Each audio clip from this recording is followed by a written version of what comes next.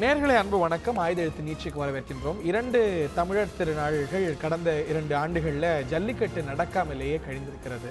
வரக்கூடிய பொங்கலும் அப்படிதான் கழியுமா அப்படின்னு ஒரு ஏக்கம், ஒரு வருத்தம் பல தென் மாவட்டங்களில் பார்க்க முடிகிறது.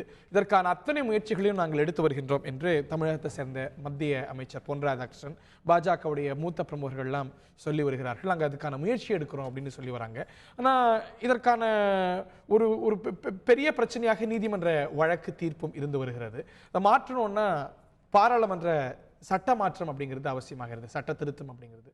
அதற்கான அறிகுறிகள் இல்லையே அப்படின்னு கேள்வி எல்லாம் மேலோங்கிற சமயத்தில் தான் மூத்த மத்திய அமைச்சர் திரு வெங்கையா நாயுடு அது சார்ந்த உத்தரவாதங்கள், ஜல்லிக்கட்டு நடக்கும் என்ற உத்தரவாதங்களை நாங்கள் கொடுக்கலையே என்கிறார் தந்தி டிவிக்கு அளித்த பேட்டியில். இது பல கேள்விகளை எழுப்புது. கேட்கலாம். இந்த நிகழ்ச்சியில் நம்முடைய தமிழ் மாநில முஸ்லீம் லீகுடைய தலைவர் திரு ஷேக் தாவூத் அவர்களும் பாஜகவுடைய செய்தி தொடர்பாளர் திரு கரு நாகராஜன் அவர்களும் இணைகிறார்கள்.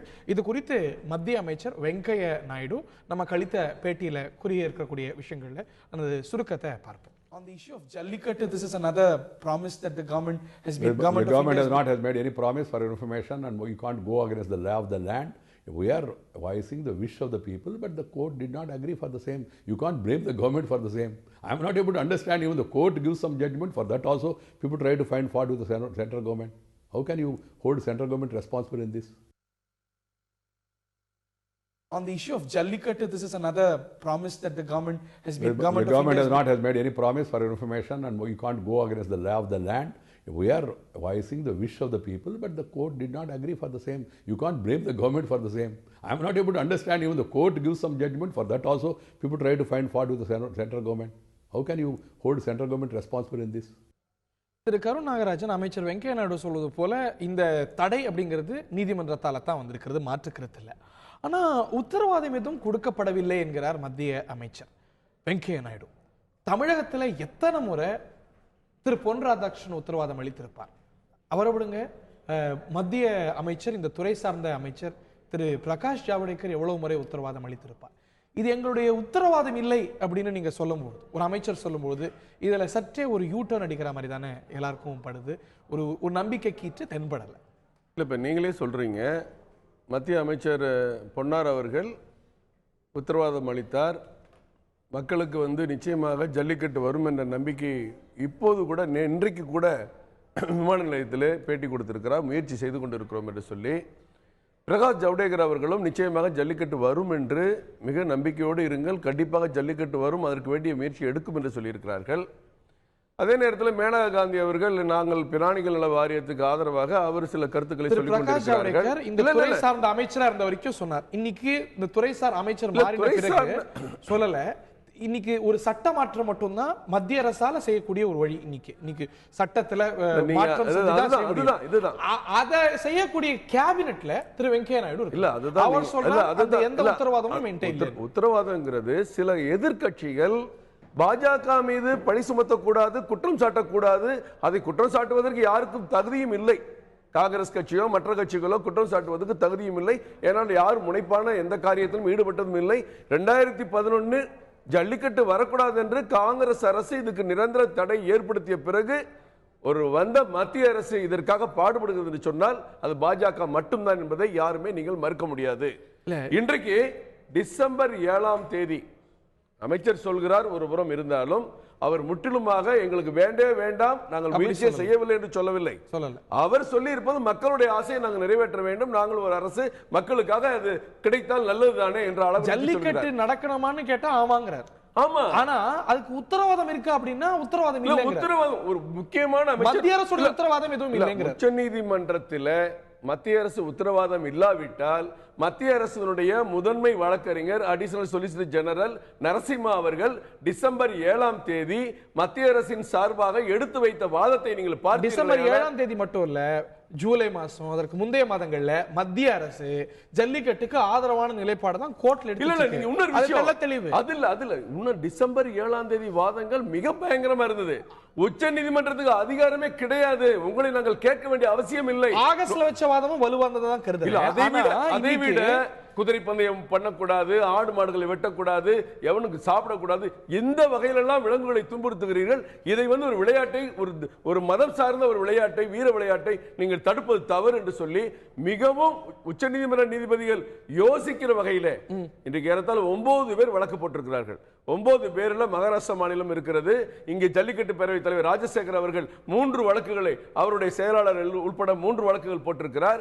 மத்திய அரசு ஒரு வழக்கு, மாநில அரசு ஒரு வழக்கு என்று சொல்லி 9 பேருமே முழுக்க அந்த சுப்பிரமணிய சாமி உட்பட வழக்கு உறுதியாக இருக்கிறது. நீங்க கேட்ட கேள்விக்கு அமைச்சர் உத்தரவாதம் அளிக்கவில்லை என்று சொன்னால் மத்திய அரசுடைய வழக்கறிஞர்கள் எப்படி ஆணித்தரமாக வாதாடுவார்கள்? இல்ல, கோர்ட்ல வாதாடிட்டு இருக்கீங்க. இன்னைக்கு கோர்ட்ல ரெஸ்பெக்ட் கிடைக்குமா அப்படிங்கிறது பெரிய சந்தேகமா இருக்கு. அப்படி இல்லைன்னா அதோடைய மாற்று வழி அப்படிங்கிறது அரசு கிட்ட இருக்கு. என்ன, சட்டத்துல மாற்றம் கொண்டு வருவது. அதை பற்றி திரு ராஜா பேசியிருக்கிறார். பாஜகவுடைய மூத்த தலைவர்கள் நிறைய பேர் அதையும் ஒரு வாய்ப்பா நாங்க கன்சிடர் பண்றோம்.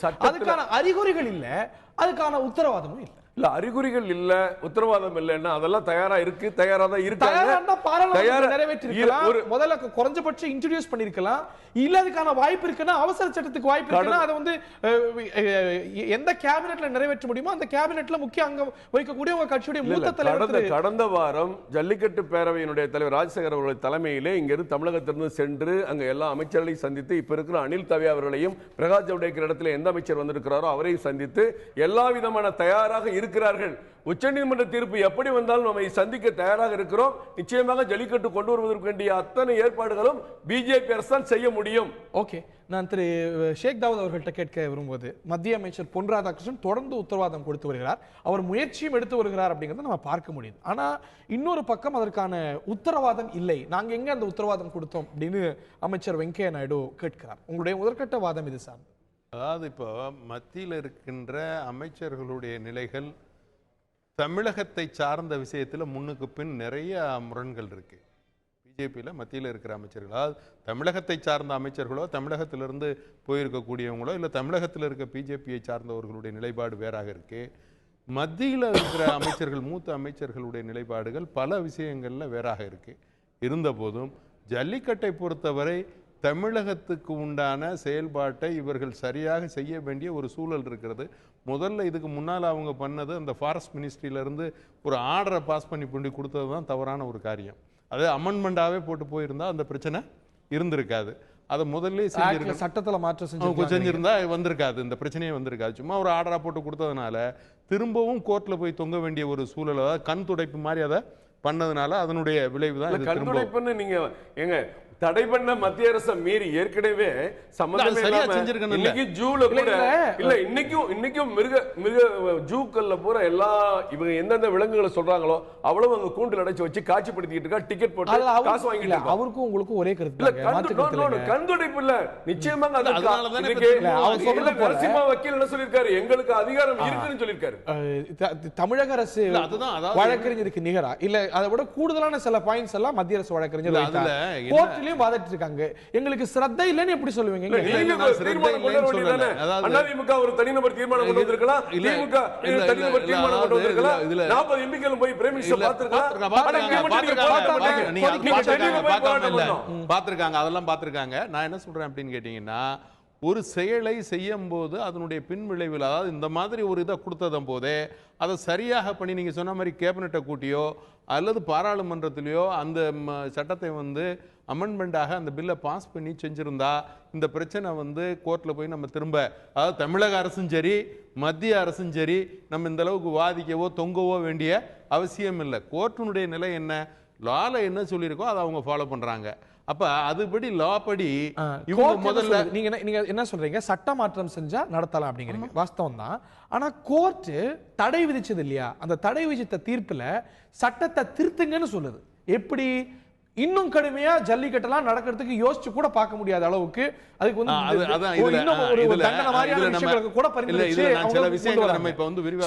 கோர்ட்டுடைய விருப்பம், கோர்ட் எந்த திசையில இதை பார்க்குதுங்கிறது அப்படிங்கிறது இந்த சட்டமாற்றம் கொண்டு வந்தாலும் கூட அதை கோர்ட் ஏற்குமா இல்ல. அதுதான் நம்ம சில விஷயங்களை நம்ம கொஞ்சம் பின்னோக்கி போய் பார்க்க, நிறைய பேசியிருக்கோம், இருந்தாலும் மக்களுக்கு தெளிவு வரணும் இந்த விஷயத்துலங்கிறத பின்னோக்கி பார்க்க வேண்டியிருக்கு.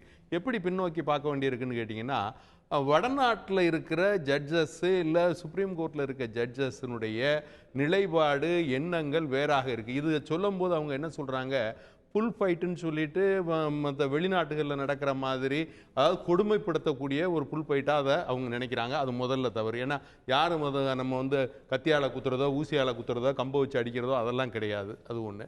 இன்னொன்று, பாலியல் அதாவது சிறு குழந்தைகளுடைய திருமணத்தை இதோட கம்பேர் பண்ணி அதில் பேசுகிறாங்க. அதெல்லாம் முதல்ல இருந்ததே, அதையும் படி இதையுமே ஒத்துக்கலான்னு. அதுக்கும் இதுக்கும் சம்மந்தமே இல்லை. இது வீர விளையாட்டு. அதே மாதிரி சதி ரொம்ப காலமாக இருந்தது, அதை நம்ம எடுத்திருக்கோம். அதாவது கணவன் இறந்த உடனே மனைவி அப்ப இப்படி அவங்களுடைய அந்த பார்வை இருக்குல்ல, நீங்க சொன்ன மாதிரி அந்த பார்வையே தவறானது. இதுக்கு அவங்க கம்பேர் பண்ணி சொல்றது வந்து அந்த பார்வை, இதை நம்ம வந்து புரிய வைக்கலையோ அப்படிங்கிற எண்ணமும் எனக்கு இருக்கு. நம்மளுடைய யார் புரிய வச்சிருக்கணும், அதாவது நம்மளுடைய வழக்கறிஞர்கள், அதாவது மத்திய அரசுடைய வழக்கறிஞர்கள், மாநில அரசுடைய வழக்கறிஞர்களும் அதே இல்லை, அவங்க புரியாம இருக்காங்களா? இது எப்ப பிரச்சனையா வருது அப்படின்னு சொன்னா, இது மாத்திரம் இல்லை, நிறைய பண்டிகைகள் சம்பந்தப்பட்ட பல நம்மளுடைய தமிழர்கள் சார்ந்த உறவுகள் இல்ல இங்க தமிழ்நாட்டு மதம் சார்ந்த விஷயங்கள்ல நிறைய விஷயங்கள்ல அவங்களுக்கும் நம்மளுக்கும் நிறைய மாறுபாடு இருக்கு. இப்ப இந்த மாறுபாட்டின் காரணமாக அவங்க என்ன நினைக்கிறாங்க, அதெல்லாம் கிடையாது, தமிழ்நாட்டுக்கு இதெல்லாம் செய்ய முடியாது, எங்களுக்கு எதெல்லாம் சரின்னு போடுதோ அதான் உங்களுக்கும் சரி அப்படிங்கிற மாதிரி ஜட்ஜஸ் ஒரு இதை சொல்றாங்க. அது ஏற்றுக்கொள்ள முடியாத ஒன்றா இருக்கு. ஓகே, இதுல வந்து மத்திய அரசுடைய முயற்சி குறித்த கேள்விகள் தான் இருந்துட்டு இருக்கு. நீங்க கோர்ட் வந்து தொடர்ந்து இதுல தன்னுடைய நிலைப்பாட்டில் ஜல்லிக்கட்டு கூடாது என்று தான் சொல்லி வரக்கூடிய விஷயங்கள்ல பல்வேறு அமர்வுகள்ல பல்வேறு ஹியரிங்ஸ்ல உறுதியா சொல்லி வருது. கோர்ட் எந்த அளவுக்கு தன்னுடைய நிலைப்பாட்டை மாற்றிக்கும் அப்படிங்கிற கேள்வி சந்தேகத்துக்குரியதான். அதுக்கான வாய்ப்புகள் எந்த அளவுக்கு இருக்கு? மாற்று வழியா மத்திய அரசு ஒரு சட்ட மாற்றம் கொண்டு வரலாம் அப்படின்னு தொடர்ந்து பேசப்பட்டு வர நிலையில உத்தரவாதம் ஒரு பக்கம், நாங்க உத்தரவாதம் கொடுக்கலையே அப்படிங்கிற மத்திய மூத்த அமைச்சருடைய கருத்து இன்னொரு பக்கம், தொடர்ந்து வாதிக்கலாம். ஜல்லிக்கட்டு விவகாரத்தில் மத்திய அரசு கிட்ட இருந்து எந்த உத்தரவாதமும் கிடையாது என்று மத்திய மூத்த அமைச்சர் திரு வெங்கையா நாயுடு அவர்கள் சொல்லியிருக்கிறார். ஆனால் அதே வேளையில் இதை நடத்தணும் அப்படிங்கிறதா எங்களுடைய நோக்கம். ஆனால் நீதிமன்றம் தடையா இருக்கும்போது நீங்க அவர்களை நோக்கி கேட்கணுமே தவிர மத்திய அரசை கேட்பது சரியா இருக்காது அப்படிங்கிறார். நீதிமன்றத்துடைய நிலைப்பாடு எல்லோரும் உணர்ந்தது. அதில் வந்து இதற்கு பிரதான காரணம் இந்த தடைக்கு அப்படின்னா மத்திய அரசுன்னு ஒருத்தர் சொல்ல மாட்டாங்க. உங்களை வந்து கடுமையா எதிர்க்கக்கூடிய யாரும் கூட இந்த தடை வந்ததுக்கு பாஜக அரசு காரணம் நோபடி சேயிங். ஆனா இன்னைக்கு அதுக்கான விமோசனம் நிவாரணம் அப்படின்னு பார்க்கும்போது யாரை நோக்கி இருக்கு அப்படின்னா மத்திய அரசு. ஒண்ணு மட்டும் நம்ம தெளிவா தெரிஞ்சுக்கணும். இல்லை மக்களுக்கு நல்லா தெரியும், இதற்கு முன்னாடி இருந்த மத்திய அரசு காங்கிரஸ் கட்சி அரசு, அதோட கூட்டணி கட்சிகளை மிக முக்கியமான கட்சி 5 மந்திரிகளை வைத்து கொண்டிருந்த கட்சி திமுக தமிழ்நாட்டில் இருக்கு. தமிழ்நாடும் காங்கிரஸ் கட்சியும் திமுகவும் ஒன்னா இருக்காங்க. அவங்க இருக்கும்போது தான் 2011 ஜெயராம் ஜெயந்தி நடராஜன் வேற நிலைப்பாடு எடுக்கிறாங்க. நம்ம 2016க்கு வந்துரும். இல்ல நான் என்ன சொல்றேன், எதனால தடை வந்து நிறைய பேசல, மக்களுக்கு தெரியும், தடை இல்ல, நிறைய தெரியும். நான் தடை பத்தி சொல்லல. இதற்கு முன்னாடி இருந்த மத்திய அரசு நடத்தக்கூடாது என்பதற்கு என்னென்ன செய்யணுமோ செஞ்சாங்க. இப்ப நம்ம என்ன பண்ணோம் அப்படி என்னோட கேள்வி நீங்க புரிஞ்சிட்டு இருப்பீங்க. உங்களை யாருமே நீங்க இந்த தடைக்கான காரணம்னு சொல்லல, ஆனா அந்த தடையை நீக்கிறதுக்கு வழி பாருங்கன்னு உங்களை நோக்கி. அதுதான் அதைத்தான் சொல்ல வந்தேன், அதுக்குள்ள பதில தான் சொல்ல வந்தேன். அதற்கு பிறகு தொடர்ந்து சட்ட ரீதியான போராட்டத்தில் மத்திய அரசு ஒரு துளி கூட விட்டு கொடுக்காமல் ஒரு நோட்டிபிகேஷனையும் கொடுத்து அதில் முயற்சி செய்து அதன் மூலம் ஜல்லிக்கட்டு நடத்த முடியுமா என்ற ஒரு திட்டத்தை தீட்டி அதற்கு பிறகு அதற்கு ஒரு கோர்ட்ல தடை வருகிற பொழுது அதை எதிர்த்து தொடர்ந்து வழக்கு நடத்தி டிசம்பர் 7 முடிவு அறிவிக்கிற நிலையில இன்றைக்கு தீர்ப்பு ஒத்திவைக்கப்பட்டிருக்கிறது.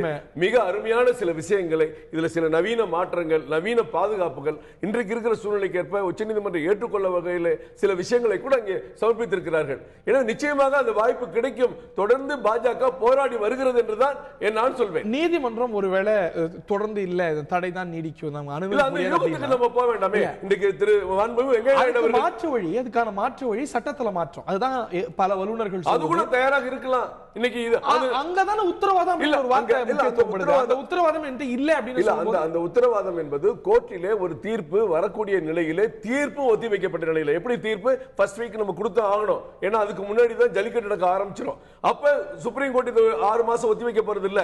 இந்த நிலையில கேரண்டி இல்ல, இந்த நிலையில நம்ம வந்து கோர்ட்ல தீர்ப்பு தான் ஒத்திவைக்கப்பட்டிருக்கு. எல்லா விசாரணை முடிந்தது. கடைசியில சுப்பிரமணிய சாமி ரிட்டன் ஸ்டேட்மெண்ட் கொடுக்கறாரு. அதுவும் எல்லாத்தையும் 9 ரிட்டன் ஸ்டேட்மெண்ட் வாங்கி வச்சாச்சு. இப்ப தீர்ப்பு வரக்கூடிய நிலையில ஒரு மத்திய அமைச்சர் அந்த தீர்ப்பை குறித்து ஒரு கருத்து உத்தரவாதம் கொடுக்கிற நிலையில் இல்லை என்று கூட அவர் சொல்லி இருக்கலாம். அவர் சொல்வது போல இந்த இந்த விஷயத்துல மத்திய அரசாங்கம் எடுத்த நிலைப்பாடு சார்பாகத்தான் அந்த ஒரு நோட்டிபிகேஷன் சார்பாக தான் வழக்கு. அது கோர்ட்ல தீர்ப்பு இருக்கு, அது வரட்டும். அதுக்கு சாதகமா வந்தா சரி, எதுக்கு இந்த நடவடிக்கைன்னு போயிருக்கலாம். லெட்ஸ் வெயிட் அண்ட் வாட்ச் நாங்க நினைச்சிருக்கலாம். கரெக்ட். ஏன்னா வெங்கையா நாயுடு அவர்களை பொறுத்தவரை தமிழகத்தோட ரொம்ப காலம் நட்புறவுல உள்ளவர், தமிழ்நாட்டை பற்றி தமிழக மக்களை பற்றி தெரிஞ்சவர், ரெண்டாவது சீனியர் மோஸ்ட் ஒரு மனுஷன், நல்ல ஒரு என்ன சொல்ற அபிமானியாக கூட நம்ம அவரை கருதலாம். அப்போ அவர் இந்த மாதிரி ஒரு கருத்தை சொல்றாரு அப்படின்னு சொன்னாக்கும் கூடாதுங்கிறதுக்கு அது கருத்தல்ல, அது அவரே தெளிவுபடுத்துறாரு.